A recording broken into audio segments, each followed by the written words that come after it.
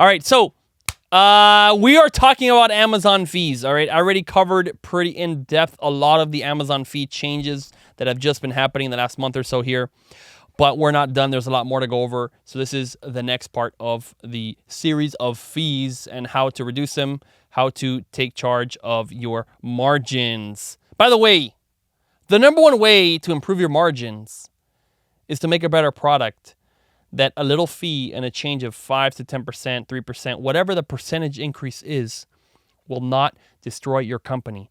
If these fees are going to decimate what you have been doing, it means you have not prepared enough, period. Okay, you haven't taken full responsibility for your brand being of such high demand that you can make margin.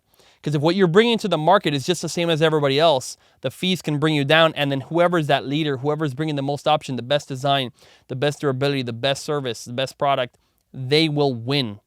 And you will slowly die out, and your business will slowly die out. And so realize while we're looking at fees, while this stuff is extremely, extremely important, what's the highest importance is what are you bringing to your customer that they need? How are you doing your job of bringing value to your customers? Because if you're not doing that, these fees might be the straw that broke the camel's back. But guess what? Because that camel was weak, it was thirsty, it was already overweight, it was going to fall over, it was going to burn. And now this one thing knocked you over the edge. But if your product's in such high demand, this hardly matters. So here we go. All right. So we already talked about the inbound placement service fee in the first part, which is a huge one, which you can't do much about it, okay? Shipping to multiple locations is ridiculous, and probably nobody does it. So it's a bit of a show, okay? And then reducing the FBA fee, cool. We talked about that as well. All right. Now, we're going to talk about the Ships and Product Packaging Program, okay? And this is, we're going to find out. I don't know much about this, okay? So to reflect cost savings when products can be shipped in their existing packaging. So let's take a look. Ships and Product Packaging for FBA. The SIPP Program, formerly known as Ships in Own Container, offers sellers that use FBA the opportunity to test and qualify products to ship to customers in their own custom brand packaging without any Amazon added material. This enables you to provide better customer experience by minimizing the packaging materials used for delivery while also reducing the costs associated with fulfillment and potentially lowering the carbon footprint of outbound shipments. The program is open for enrollment through Seller Central to all sellers who use FBA to sell into the following marketplaces: US, Canada, France, Germany, Italy, Spain, United Kingdom. Enroll today. Okay, by the way, Amazon already does this for some items. If you've seen, for example, big items, so we ordered like a bed for my daughter, like the actual like bed frame, and this product shipped in its own packaging already, okay? So I don't know if they were in this program. I don't think so. I think Amazon just decided that in some cases because we are Citrus Press over there. The Citrus Press also has shipped in its own packaging various times, and so I don't think we got a discount. They just did it. So now we can actually be part of this. All right, so let's check it out. Review your catalog to evaluate and update your packaging design to meet them. So here we go. Let's see. All right. Loose bag, too much slack. Okay, so here are the requirements, okay? Are packaged with a flexible exterior, such as plastic or paper bags, and rigid or padded mailers that are sealed and packaging materials at least 2 millimeters thick. Interesting. Oh, wow. Okay, so if you have flexible bag with hole to hang, enclosed zipper, flexible paper bag, or flexible bag with vent hole, cool, then you could send it in. Larger than 6 by 4 by 0.375 inches. Yeah, that's very small. Or 100, well, this is just centimeters, guys. So this is just some lengths and some sizes, okay? But the idea is your bag can't be too loose, too much slack. The weight is 7 pounds or less. Also, for the big ones, they're going to do it anyway. That's probably where they made it less. Exclusions. Bag with a tie will not be done. Bag with a handle will not be done. If it protrudes, hanger cannot be done. Plastic opening cannot be done. All right, fine. So this is for flexible packaging. And then there's a second part, which is rigid product packaging. If they're shipped in rigid, 6-sided packaging, such as boxes. Regular slotted container, okay, auto bottom, or the tuck front box. Oh yeah, those are good. Okay. You can't do the hang tag. You can't do a cutout. You can't do one with window. And you can't do shrink wrapped packaging. None of those work for the rigid packaging requirements. No weight limit for rigid packaging. Oh, good, perfect. So the weight limit is actually only for flexible. So for boxes, no weight limit, and it has to be larger than 0.375 inches by 4 by 6. Okay. Capable of stacking. It must be stackable, and has access holes or hand holes. Does it have to have them? Because that regular one doesn't look like it, but I don't know. All right. Is recommended cartons 1, 2, 3 bottoms, auto lock bottoms, there tuck tabs. Okay, fine. It gives you the type of boxes. Fine. So that's it. So I'm going to go to the customs requirements page. Here's a PDF. In fact, we should include this into the show notes. I'll leave it here for you guys to look at. But this is your certification. Get this PDF. Amazon gives it, and like, cool. So, I mean, if it ships in a box, it's pretty simple. Like, this should be acceptable. A lot of products should be able to be shipped in their own packaging. I'm going to really look into this really deeply. I don't know if we've already done it, but I really want to. Evaluate ASINs are eligible to be grouped by a single test report. Eligible products should be grouped based on size, weight, material, packaging, product to package ratio, pack quantity with a few exemptions. Okay. Primary product, heaviest and largest product group of the ASIN. Size variation, weight variation, material composition, packaging, pack quantity. What? Okay, so basically it's just saying group it together when you evaluate. Test and evaluate. To enroll products in the SIPP program, all packaging must pass physical performance tests through a self-drop test or ISTA 6 lab test. Okay, self-drop test, so you can do it yourself. Once the packaging has been updated to meet the requirements, test the heaviest, largest ASIN in the group. Amazon has partnered with the ISTA, the International Safe Transit Association, to develop comprehensive test methods for items in both rigid and flexible packaging that simulate the journey of package through the Amazon fulfillment network. Follow steps 3A to 3D if self-testing. Okay, good. Or steps 3A to 3B if testing is performed by lab. So I want to do self-testing. Watch video. This is cool. For self-testing, watch this step-by-step video. So I'm not going to watch this video. It's 4 minutes, so I won't add it to the podcast, but you definitely can watch it. That's pretty cool. Self-test. If product is non-fragile, does not contain liquids, and is not or sharp items, and is not granular with diameter of less than 1 inch. Okay. If it is fragile, then you need a lab to do it. Or has sharp items or liquids, you cannot self-test. Cool. Complete the test. Instructions. Numbering, drop testing, flexible packaging, material strength test. Oh, something goes on top of it. Wow, 3 pounds goes on top of it. So there's a whole self-test. Cool. Good. And then you do the test. And then what? Evaluate product. Does your product have visible damage or breakage? Does it lose function or utility, or any compromised seal or compromised tape? If yes, then your item doesn't qualify. And then 2, would your customers accept any noticeable signs of wear on the outer or inner packaging that are not listed in 1? If you answered no, the question above doesn't qualify for the program. So basically, if it looks perfect after you do it, then you can do it. Document results for self-testing. Record the post-test images, 5 photos of rigid or 6 photos of flexible. This is pretty cool. And then you enroll. That's amazing. I mean, this is very simple, guys. This is a very, very simple way to reduce your fees. And this is where Amazon talks about the collective cost to serve going down, because here you're reducing the fee, right? But Amazon is reducing actually their real costs. So they're passing that on to you. Now, realistically, if you were saving about per unit, per like about a milk frother size product, we're already having a 17% increase in fee. This change will reduce how much? For the frother size packaging right here, these savings are 7 cents. So basically that would be for each item shipped, the approximate increase is only 10 cents this year, which I believe is less than a normal year. So that's actually pretty good. Saving 7 cents to ship it in its own packaging. That's fantastic. I would approve of this. This is a fantastic one, and it fits what Amazon is talking about of the collective cost decreasing. This is an approved. This is awesome. I love this idea, this program. Really, spending time doing the SIPP program is recommended. Awesome. Okay, good. So now we're going to the next one. Low inventory level fee. This is probably the most controversial fee that Amazon has been introducing, and it is because you have too much inventory, Amazon will charge you. You have too little inventory, Amazon will charge you, and that's a pretty tough scenario. All right, so let's check it out. If you carry consistently low levels of inventory relative to unit sales, so we're going to read this down line by line. Note, oh, look at this opening. Note, we've heard your feedback about the low inventory level fee. And we want to make it easier for you by providing a transition period.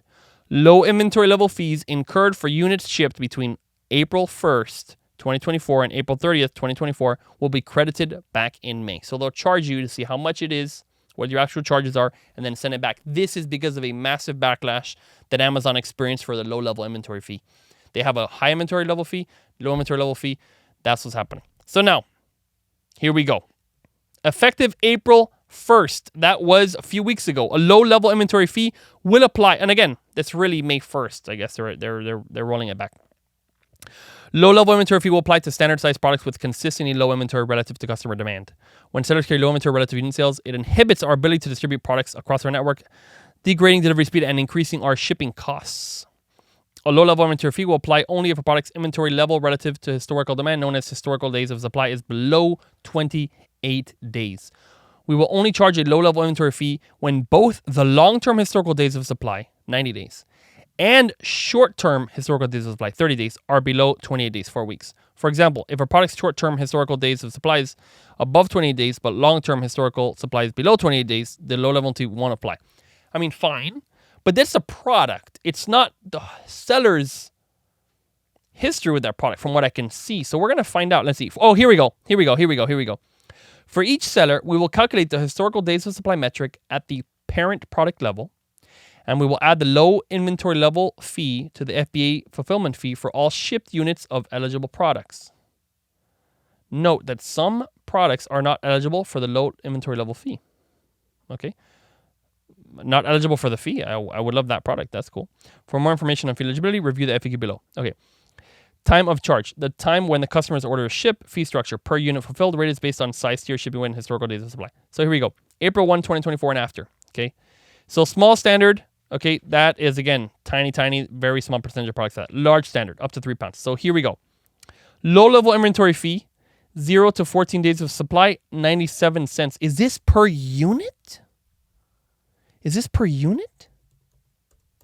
Oh, that is crazy. Wow. Historical days will add the fee for all shipped units of eligible products. Oh, damn. 97 cents for any product where you have 0 to 14 days of supply. Wow, that is really intense. 14 to 21 days would be 70 cents. And 21 to 28 days of supply, 36 cents. That's massive. So far, they've increased the fee on average, at least for the milk frother. I look at one milk frother shipped, okay, to look at this, okay. They've increased it by 17 cents, and if you do the SIPP program, or the SLIP program, whatever it's called, forget the name of it, okay. If you do that program, you can reduce it to 7 cent increase, which is, 10 cent increase, which is one of the lowest of all time. However, if you only have, okay, 10 days of stock, which people run out of stock a lot.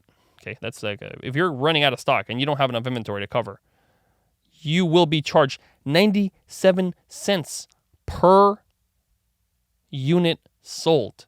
Now, I would like to do some math here, because it says if you have days of supply, okay, based on the 90 days. So let's take a look, because anytime a product runs out of stock, which happens, I think it's going to apply. So if over 90 days you sold 10 units a day, that's 900 units. Let's do a little math problem here, okay? So actual, right?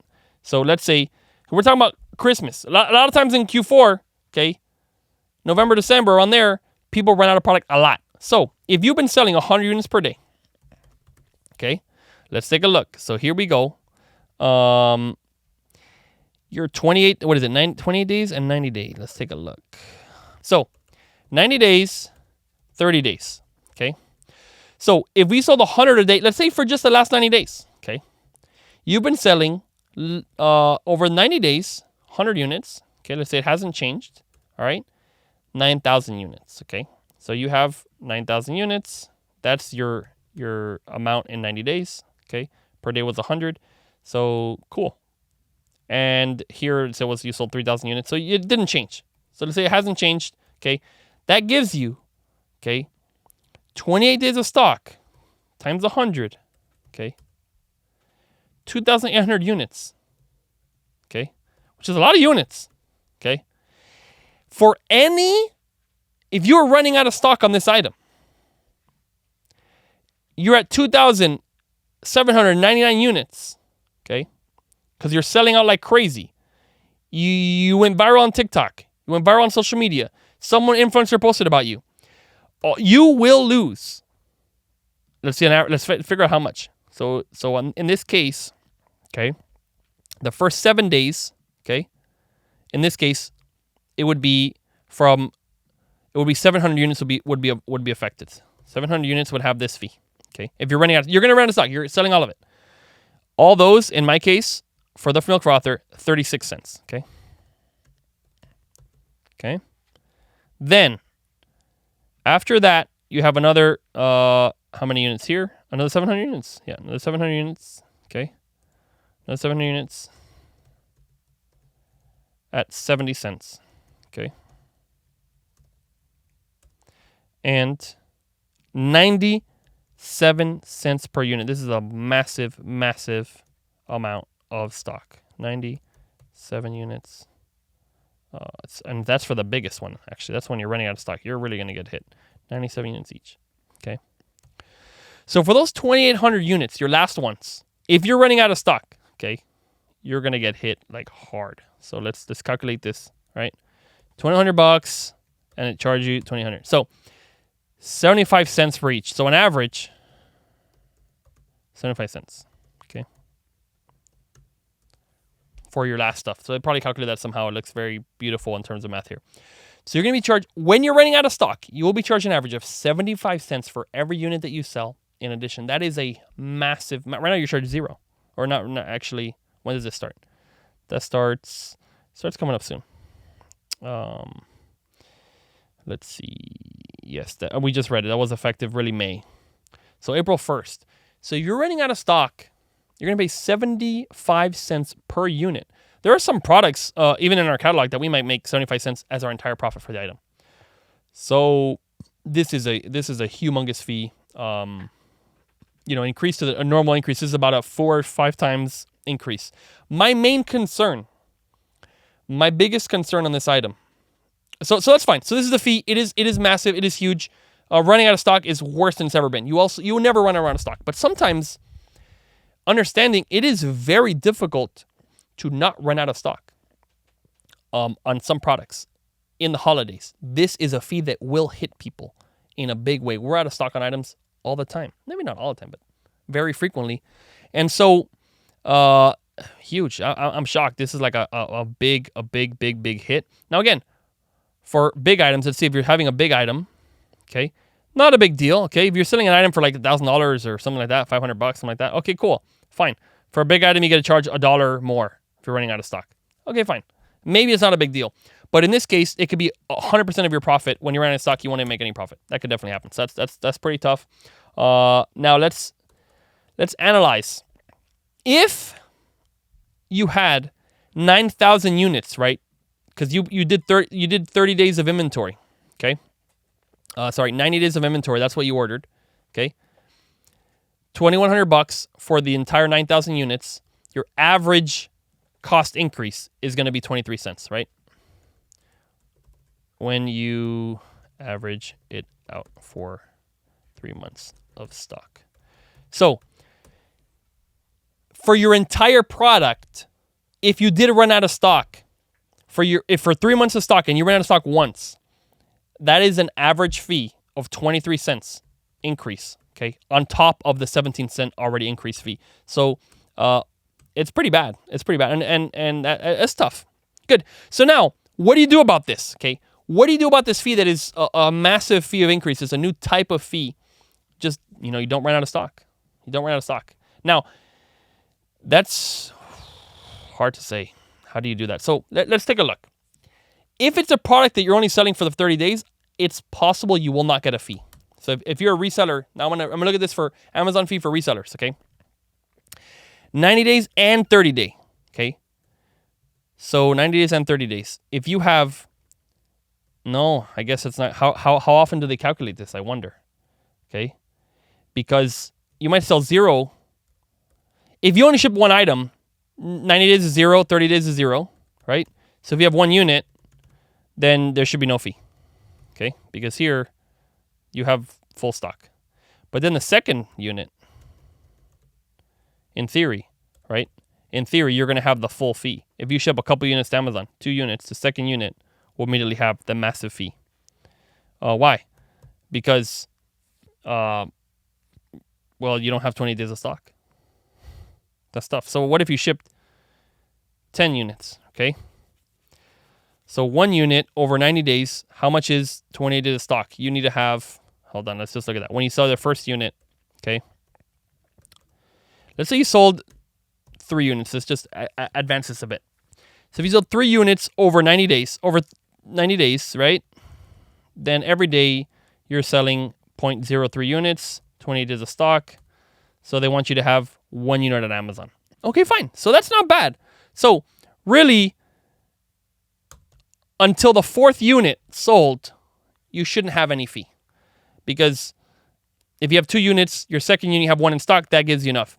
So the fees will kind of start if you're selling like 10 units in a month or something like that, then you're going to start. And again, mathematical, sorry guys, if this is a mathematical thing, but like that's how I think, right? So if you send 10 units into Amazon, okay, right?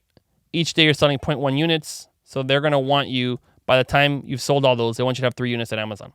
So if you shipped in 13 units, okay, your last 3 units will have the fee, and that's pretty tough. Like I don't know what to say. That you send a little amount of units into Amazon, you will be charged this fee. And that is, I hope, and it's not clarified here. Let me check the FAQs. Let's take a look. If the FAQs will clarify this.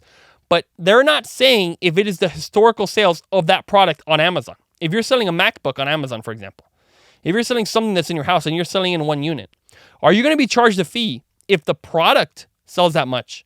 Or if your history as a seller, you have less? That is a really important question, and I really hope it's your own history. Okay, because if you're selling 1 unit, there's no history for your sales, and other people can deal with the fees. Otherwise, they could be charging not in stock fee to many sellers, even though the product itself is stocked enough on Amazon. So I really hope they don't do that, but only time will tell how they charge this. I don't see it in the FAQs. How do I determine product size tier? How can I get help with my questions? I should contact seller support. Okay, so this is pretty intense. All right. How can I view my historical days supply metric to determine if I have products that are subject to this? Oh, good. FBA inventory, monitor your days of supply regularly to identify products that may incur. Historical correct that parent product. Oh yeah, fine. So we'll look at it and you can check. Okay. For resellers, check it out and hopefully it's not good. Okay. Who it doesn't apply to? New professional sellers for the first 365 days. Okay, but what is the new? Who are new professional? Who is that? After the first inventory received. Okay, so fine. If you're brand new, they're going to give you some slack. New to FBA parent products for the first 80 days after the first inventory received date. That's pretty cool. But new to FBA. Okay? Not new products that you're selling. Okay? So if you're selling the product for the first time, it will still apply. This is only new to FBA first time. You must be enrolled in the new FBA selection to get this benefit. That's no way. How do you, what? Oh, man. Products are auto replenished by Amazon warehouse and distribution. Okay, how will it be assessed? When it's both long-term and 28 days, we'll use the greater of the long-term has determined the fee tier. Wait. Oh. The greater. It's funny. I don't know. Greater meaning you need more inventory and more sales. So they're basically saying, hey, they both have to be in, meaning they're giving you some slack. But once they're both in, they're going to choose a more aggressive one. Okay, I think so. This product has low inventory because of both long-term and supply below 28 days. Okay, long-term historical days supply is 18. Long-term historical days 24. Standard FBA fee, based on, where's the unit? Wow, what the hell? This is not very easy. $4.08 per unit. 36 cents per unit, okay. Total fees, $408 per unit plus $44 per unit. Okay, this product does not incur low inventory fees because of historical, but it doesn't tell you how many units is. Oh, historical days of supply, 24. Oh, good. No, they don't screw you. They actually tell you the one that gives you more days of supply. So they only charge you on 24. So they made it nice. This is very good. Cool. Thank you, Amazon. Appreciate that. Cool. Product to this product does not occur because the long-term historical supply is at above 28 days. And historical days is below 28 days for only the short term. Okay, good. So that doesn't apply per unit. But in this case, fine. Okay, good, cool. Example 3, fine. Okay, good. They give you 2 examples where it doesn't incur it, so you feel it's not going to happen to you. But it will happen to you. 100% it's going to happen to you. What metric is used as the basis for run fee? We use a metric called historical days of supply, calculated based on average daily inventory units on hand, divided by average daily shipped units over the long term. The following definitions. Okay. Average daily shipped units. Here we go. Oh, no. Average daily shipped units is all units shipped from our U.S. fulfillment network, regardless of customer location. For example, units shipped to customers outside of the U.S. through remote fulfillment are calculated if the unit ships from U.S. fulfillment network. No, okay. So they don't specify it's for all customers, but they're saying it's for Canada, Mexico, anywhere else. Or if it's like, for example, UK or something like that, if it's going through other places. Oh, this is U.S. fulfillment network. Yeah. Okay, fine. So that doesn't mean that they're charging you for all sales. And then daily inventory, it's sellable inventory in our U.S. fulfillment network only. Added up units inventoriable for all sales. What? Yes. Units that are being transferred to fulfillment centers, units that are reserved, not currently needed to meet customer demands. It does not include unsellable units. Okay. Formulas provide detail on how we calculate historical days of supply. Note that average daily inventory units shipped units can be decimal as your inventory levels, and shipped units may change daily. Okay, good. Average daily units, average daily shipped units, long-term historical supply, 42 units. Average supply is 17. Okay. We will show you historical day supply metric, greater than long term, blah, blah, blah. Cool. So they're going to show you both these numbers if you go to the FBA inventory page. Okay, check it out there. For each seller, here we go. For each seller, the historical days of supply metric, not supply, they don't sell the sales. They're not going to give you. So all child products related to the same parent will have the same historical days of supply. So basically, if you run out of one variation, they're not going to mess you up as long as the whole product itself has more than 28 days. That is a very good thing because, it'll allow you to have more variations and stuff like that. That's kind of cool. Historical days of supply is a seller-specific metric, which means that only consider the seller's inventory units and shipped units in the metrics calculation. The seller's inventory units and shipped units. Okay. This is the line that's very important. And so I believe this is what I've been looking for. The historical days of supply is a seller-specific metric, which means that we only consider the seller's inventory units and shipped units in the metrics calculation. So only the seller's shipped units is calculated. That is fantastic. So if you sell a high inventory item, doesn't mean you're going to have a ton of stock for it. It's just the inventory you have sold. The metric will be updated weekly, and the latest available historical days of supply will determine the fee rate for units shipped that week. Okay, so when you get your metric, all shipped unit. Oh, what? The free rate for units shipped that week. So if you're in the beginning of the week and the metric got updated, okay, the latest available historical days of supply will determine the fee rate. So if you restock second day in, they're going to charge a fee for 6 days? Whoa. That is nuts. That is something we have to ask Amazon about because that is crazy. But on the other hand, I guess if that's the case, the opposite is also true. If you had the right stuff and then you run out of stock within 7 days, then you're safe. That could be cool. So, okay. I wonder, that's a big question mark. Okay. Are they going to do it weekly? And then can you control, do you know what day that is? Is it always, that's the questions I have. Is it every Monday? And then if it's every Monday, okay, go crazy and sell everything between Monday to Sunday, and then you won't have any fees. Okay, good. How will the level affect different product types, seasonal products? Okay.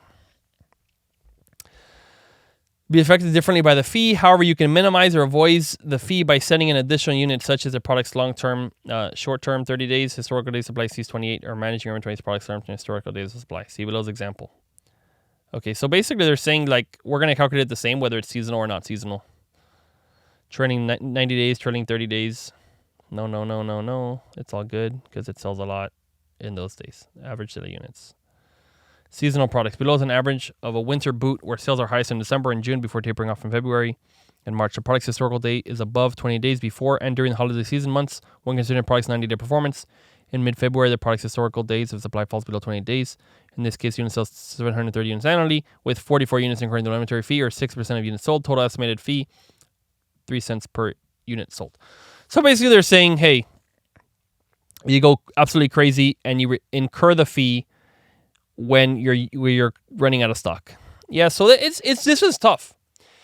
They're kind of showing you here what they're expecting. When you sell a lot in November, December, you're gonna get hit probably in January hard, because I am not gonna stock in January for sales that happen in December. Okay, so this type of seasonality, people who have seasonal products, we will be getting hit hard in January and February, because when you have those 30 days that are really, really high and the 90 days really, really high, but your sales taper down, you're gonna need to keep stock as if it was Christmas throughout January. Otherwise, you're gonna get hit. So that should be revised as well. That's pretty bad. Products with promotions, blah blah. Okay, fine. This is pretty simple. Products with low sales volume. Okay, the seller does not incur the low inventory fee because the historical days consistently above 28 days. Maintain up to 5 units in inventory, which is much more than weekly sales volume. Yeah, so we went over this. Weekly sales, if you're selling like 1, 2, 3 units a week and you have 5 at Amazon, you're fine. I already did that calculation here on my show, the Aaron Cordovez show. Will I get charged if my product go out of stock? No, low inventory fees are not charged when a product is out of stock. That is when the seller has no fulfillable inventory in the Amazon network. Yeah, you get charged per sale. Okay. What if it has no sales? If everybody has no sales in 30 days or 90 days, that is your average daily shipped units to 0, then your historical days of supply will be above 20 days and the product will not be charged an inventory fee. On FBA inventory, the historical days of supply metric will display the symbol hyphen. So as I said, as expected, first unit is free. Thanks. Okay. Why does a greater short-term determine the low inventory fee? Using a greater historical days determine product inventory. Fine. They're basically saying you need short-term and long-term. It gives you better data. Cool. Why is it on the parent level? Some variation of products have uncertain demand, making it difficult for you to optimize your inventory. By calculating the metric on a parent level, we only charge low inventory fee when the most child products under the parent have consistent low inventory. That makes sense. That's reasonable. Is seller fulfilled inventory considering calculating historical days of supply determining low inventory? No, historical days of supply only considers FBA. So you can't just put like, oh, I have inventory in my warehouse. You can't do that. How is historical days of supply affected by inbound delay? For example, delay in receiving inbound units. Okay, considers inventory performance, and a minor inbound delay is not likely to affect your long-term historical days supply metric. We recommend that you manage your product's long-term historical days to prevent the fee. Whoa. Inbound delay. They didn't really answer this question. The low inventory fee considers the product's 90 days inventory performance, and a minor inbound delay is not likely to affect your long-term historical days of supply metric. I mean, earlier I think they did say that if it was processing, hold on, transferring. It says here, the average daily inventory units in our fulfillment network only, it is calculated by adding up the available for sales transferred between fulfillment centers and units reserved that are not currently needed to meet immediate customer demands. They don't say it's inbound. They don't calculate inbound on here. So if it's processing arriving, it doesn't count. So that's tough. That's why they didn't answer the question down there.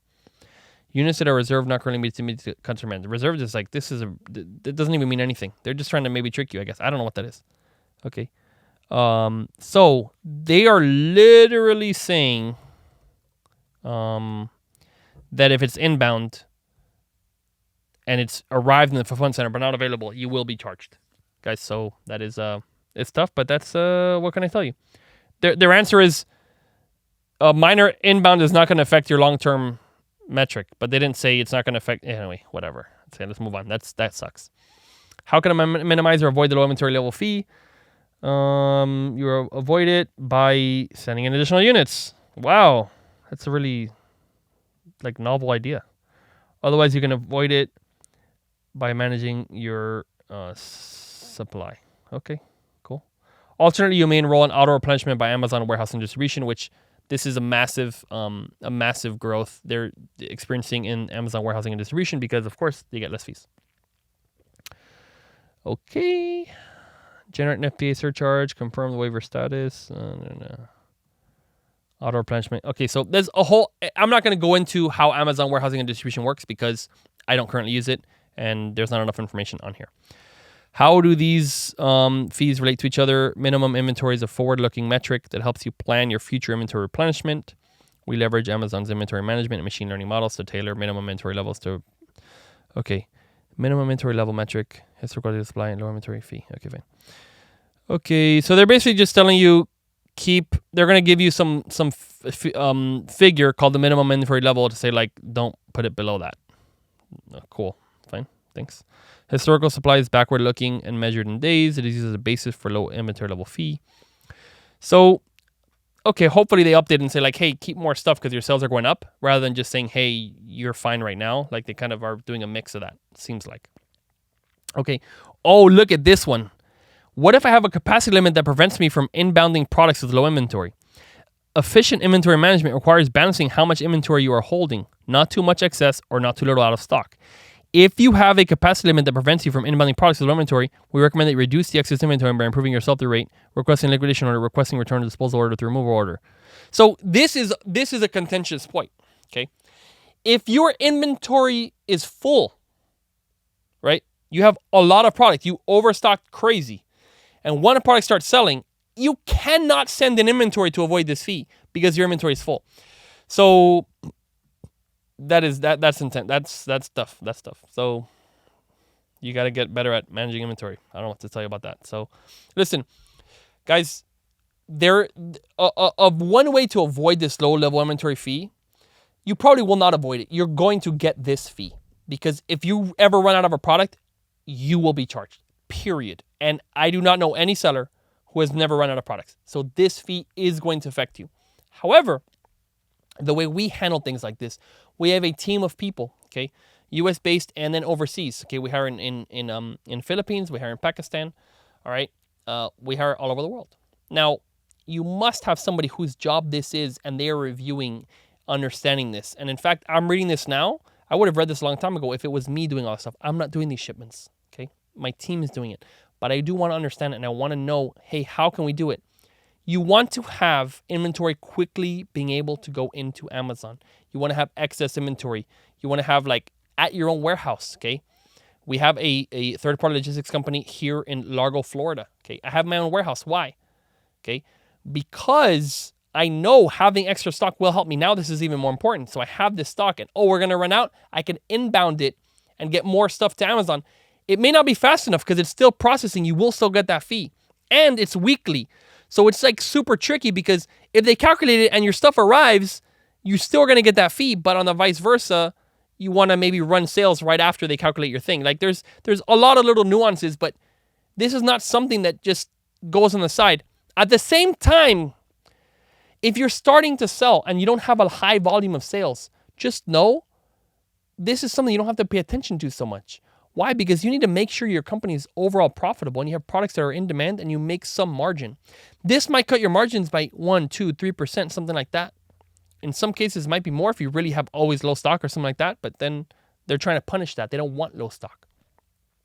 So what you have to do is make sure you have a valuable product that people want to buy as a first step, and then make sure you're not running out of stock. Because again, this is about like we're 1 year into the future on fees.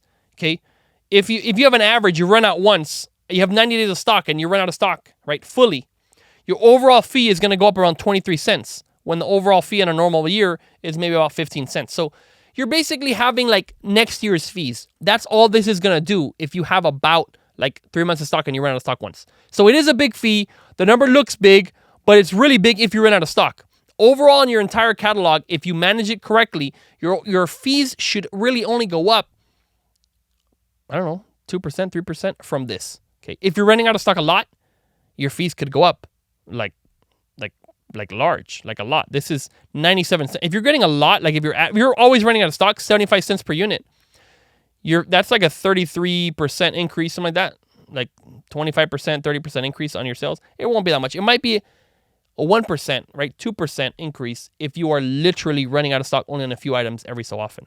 Okay, so while it seems really ridiculous that, they're going to have a 97-cent surcharge, they're increasing the fee from literally $4 to $5 basically for a single product sold.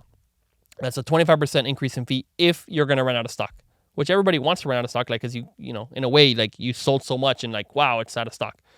But you're going to get charged. But again, it's only for last amount of units. And if you overall, like you're not running a stock all the time, the fee is not that massive. So I understand all the hype, right? Because you have a high inventory fee, low inventory fee, but it is life. I understand why Amazon's saying the collective costs go down, because they actually have to pay people extra to do like same day, 3 hour, whatever, or bring it from, let's say, West Coast all the way to East Coast, and the person did same day shipping or 2 day shipping, whatever it is. It costs them more.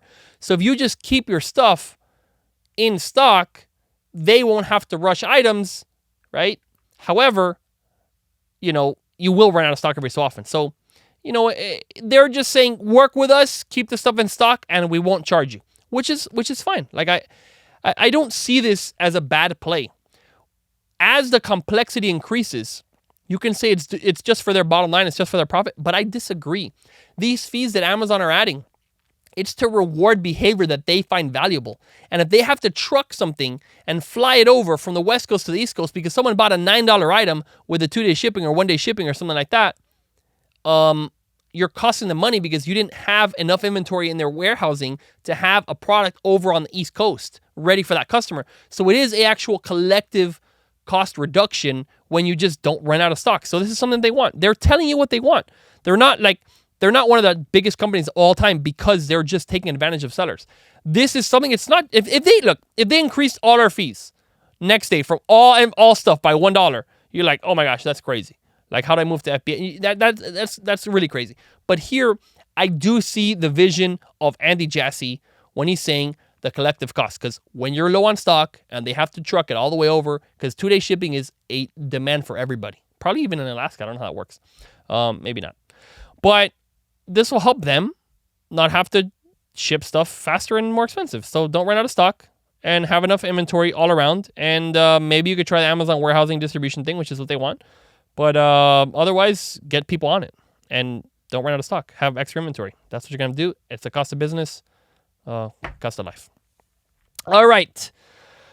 Good. And then they reduced the storage fee. That's cool. That's nice. That's like, I don't know. That's really good. They normally don't reduce that. So that's awesome. Apparel products, we went over that. There's nothing more to go into that. No Vine, we went over it on the last episode. Check it out. Oh! Okay, the big one, returns processing fee. This one is also a very controversial one. And at this point, we literally have no idea what this is because it's starting on June 1. And they say return rate for all categories if you have high return rate. What do we know about high return rate? We have no idea. They can make it the highest 10% in the category, the highest 80% in the category, which means almost everybody, highest 50% in the category, highest 25%. You don't know what they're doing here. And there's no really way to audit this. So I don't have a comment on this until when they actually show what the fees are, right? What is the high returns? So I understand. I know someone who used to work at Amazon. They said their return is like a disaster and like huge stacks everywhere. And they really have trouble with the returns. They don't have space for it. So I understand this. Again, this is more about this collective costing that Andy Jassy's talking about in this release. Like, don't give them more returns than a normal seller because you're bringing them problems, okay? Which you don't want high returns anyway in your products. Like, why would you do that? Unless, like, I don't know. Like, of course, in any business, you want to reduce the return. So they're just going to kind of force your hand on, like, getting better products, which is not bad. So this is going to affect the worst products on Amazon. I hope it's like the top 10% or top 20%, but they might pull something crazy like the highest 49% of products get it, which if you're about average on returns, you're going to get hit with a big fee. So I really hope they don't do that. They haven't disclosed it yet. We'll find out. Okay, a percentage of your products shipped units in a given month that's returned by customers over that month and the subsequent 2 calendar months. For example, for units shipped in June, the return rate for those returned over June, July, and August of 2024. For a given month shipped units, the returns processing fee will be charged for each return unit above their product category's return rate threshold. You will see return fees charged to your account between the 7th to the 15th day of the 3rd subsequent month. For example, for June's 2024 shipped units that are returned and charged the fee, because, after 2 months, the 30 days window passed. The charge will be made 7th to 15th on September. Starting May 1, you can view your product's return rate in the FBA returns dashboard. So we can't do that yet. We'll find out. Updated weekly allowing you to monitor your returns and return rates for given month shipped units. The return rate threshold for each category will be published on May 1st. So May 1st, big release. What is the threshold of each category? And now I wonder if this category is going to be subcategories or parent level categories or what level? Like this is it's tough because if you look at the categories on Amazon, they're very bizarre. Okay, if I go to our citrus items, okay, where's our citrus juicers? Okay, if I go to the juicers, okay, here's the crazy thing about juicers. Okay, in this category, you have handheld, and then you have the big guys, and you also have the electrics. Okay, there's a blender, there's citrus electrics right here. So now, if the overall category has a return rate based on the metal, on the handhelds, right, which are very low, but electrics always have higher. So in this category, I'm screwed, right, because it's electrics, right, or sometimes, like this one's electric, for example. This guy is probably going to get a very high return rate because this category has both electric and non-electric. Well, it should be manual, though. He could get recategorized. So this is maybe a bad one for electric and not, but like big and small, for example, they're merged here. There's no better category for here. In this case, this one might have a much higher return. And even if you're lower on the big ones, you're still going to get the fee. So that's tough how they make the categories. And with this, it's going to be more important than ever for Amazon to actually make more subcategories that are more applicable. So let's go back to that returns processing fee. All right, so that's going to be May 1st coming out. If your product ships less than 25 units a month, any returns are exempt. Okay, fine, cool. So that's awesome. If you sell about 1 unit or less, then you don't get it for return. That's good. And the fee applies only to physically returned units. So if it's like, I don't know, refunded or something, then it doesn't count. If you enrolled into new, then you'll have it 20 units. Okay, fine. New selection program, we can ignore that. Your return fees, somewhere will appear on the free tools available, SKU Economics, on your monthly payment report. That is cool. The SKU Economics is the cool report they're coming out with.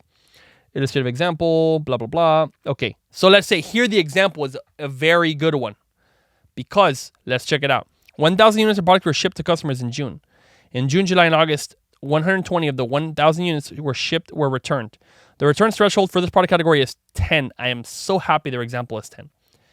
We have very few items that have above 10%. And again, like in clothes, or if you do really, really big items and stuff like that, you might have some that are above. But I hope this, because I know, not that I know, but I believe the average on Amazon return is around 3 to 5%. Okay, about. So if they're talking here, it's like you're like twice worse than average. This will be amazing, and like it's going to really apply for products that are bad, right? Returns that exceed that during the shipment will be incur the returns processing fee. 20 units will be charged. Cool. It's an illustrative example. The threshold for each category will be published on May 1st. We're going to find out. Apparels and shoes. Okay. Applied for each customer. No thresholds are applied. Okay, blah, blah, blah. Okay, so I think that was exempt. Now let's see the numbers. Ooh, here we go. Charge to return units. So let's go back to the frother. How much would the frother be charged here? Large standard right here. $3.05 per unit extra. That is a massive, humongous fee, right? In the out of stock, it's 3 times higher than the out of stock fee. But again, your return rate, it should be a small portion of your items. But if it was like 10% and the thresholds, that'd be 5% of units. So let's say if 5% of units get charged this fee, how much is that? So 3.04, whatever, 2.02. That's a 15% increase. Whew, damn. So again, these fees are adding up. Now, $3.05, okay? I'm going to assume, again, this is an example we can't see, but fee, return, fee extra, okay? $3.05, okay? If you had a milk frother and the average was 5% and yours was a 10%. Now, this is pretty aggressive. I'm going to make that a little bit less because I think it's very high. Like, for you to have a 5% higher than the average, it's going to be pretty tough. But let's say you had a 7.5%, okay? And that was a fee. So we're going to say for all your units, right, you had $3.05, but the additional surcharge only applies to 2.5% of your products. That's a 7% increase. So I'm going to put that in there. I'm going to put here on average, this is the refund surcharge, 2.5% units returned extra, 3.05. So that's going to be 7.6 cents. Okay. So the out of stock, we said, hey, it's going to be an average. Oh, I calculated there anywhere somewhere else. Here we go. 23 cents. So here we go. For a milk frother, okay, we're selling it for literally $9.99, okay, and maybe the margin's $1, whatever it is, okay. If you have this is an example. If you have an average of 1 month of being out of stock when you have 3 months of stock, that's 23 cents additional per unit, okay? 23 cents additional per unit. Then your inbound fee, okay, after your other fee, the inbound fee after the FBA fee reduction is an additional 17 cents. And then your refunds, if you have a 2.5% increase, okay, it's another 7.6 cents, okay? So overall, each unit, okay, oops.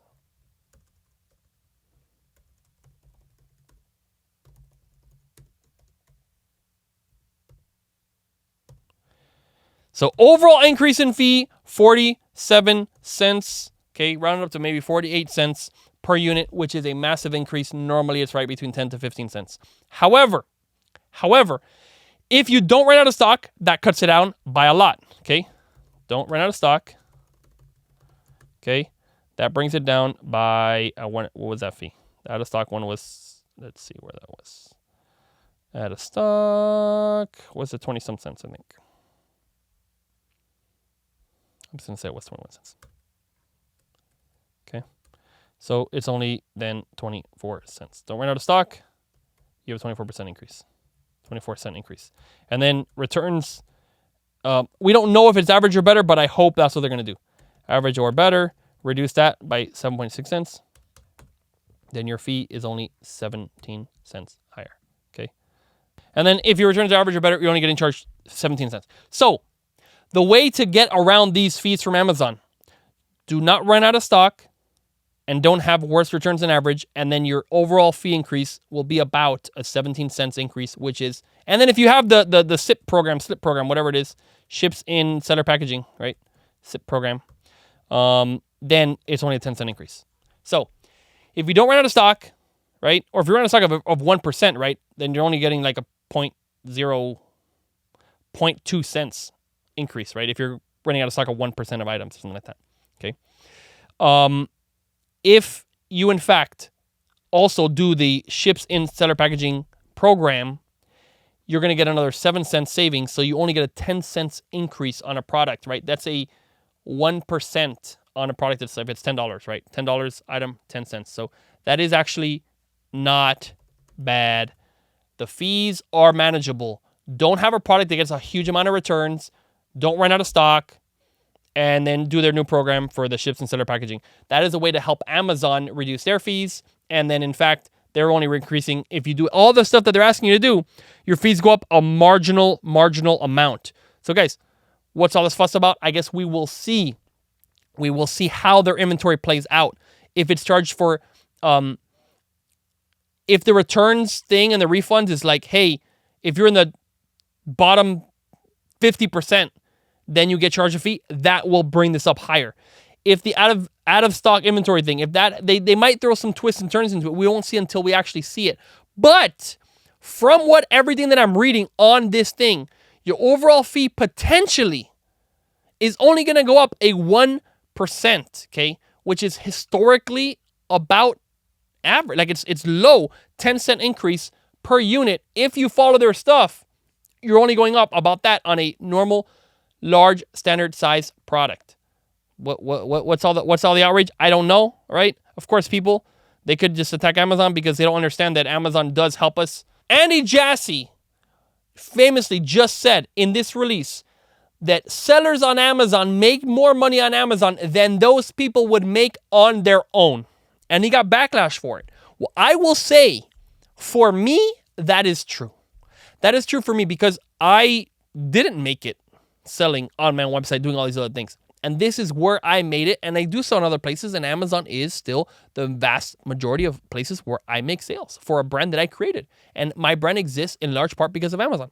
So with these fees, when you follow the things that they're showing you and you have a 10-cent increase on a product that you sell for $10, like we can survive that. And hopefully that gives Amazon more of an edge to continue to grow and continue to provide great service. And overall, I don't see this as a crazy outrage, like so different than other years. The only thing is it's a little more complex. But guess what?